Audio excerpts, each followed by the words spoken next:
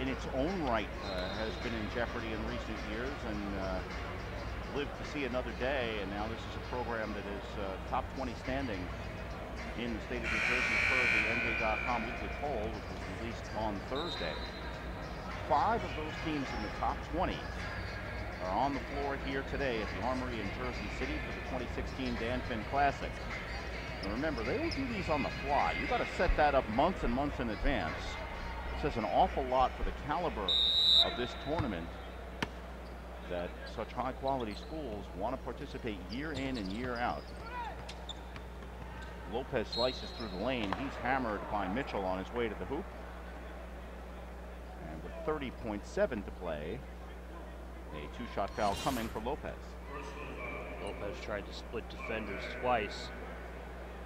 This couldn't draw the contact the first time, did the second. Lopez with 11 points. 2 out of 4 from the line.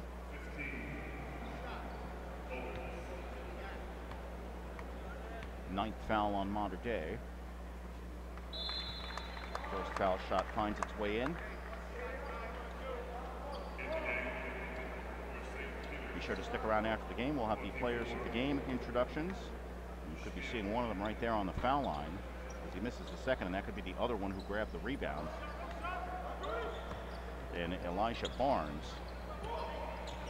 despite foul trouble, has led the way, and a nice pass down court on the press break. Brian Harris with the slam. Yeah, that should do it. 51-38. Mater Dei with a very commanding lead and eventually win in the final 6 seconds. Waterman misses the pull-up jumper. We'll see if Mater Dei puts the finishing touches on. Well, Mitchell misses the jam. In the end, though, it's academic. As the final score of our game, Mater Dei Prep, the Seraphs, winning in their 4th straight. They defeat the St. Peter's Prep Marauders by a final score of 51-38. Mater Dei Prep improving to 8-1 overall with the win. And St. Peter's falling to 5-4. And Jaden, a defensive battle on both ends of the floor, but Mater Dei did what it needed to do to prevail in this hard-fought contest. That it did, and credit Kyle Elliott and Naquan McCombs in particular, more so what they did on defense. Never mind just the offensive end where each one made their impact known early and often.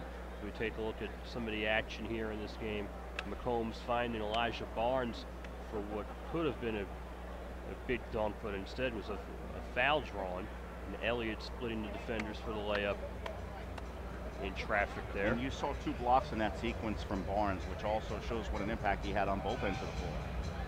Absolutely. Elijah Barnes using his 6'7" frame to his advantage against the St. Peter's lineup that, in the absence of Ryan Omslayer due to foul trouble, became much smaller than maybe Alex Mirabel had intended he would be for most of the day. Speaking of Ryan Omslayer, we see him splitting the defense there and getting the layup, but he was really not able to be a factor today. Only 4 points for the big guy, well off his average of just about 10 a game. Quick transition by Waterman with a nice finger roll. And Lopez sticking the 3. Elijah Barnes, there's that slam dunk. Let's take another look from another angle. A great feed by Elijah Mitchell, and Barnes was there all the way. Barnes gets in front of Brendan Thiel enough, finds his way in. We'll send it to the court. Mr. Ed Finn with the presentation of the players of the game.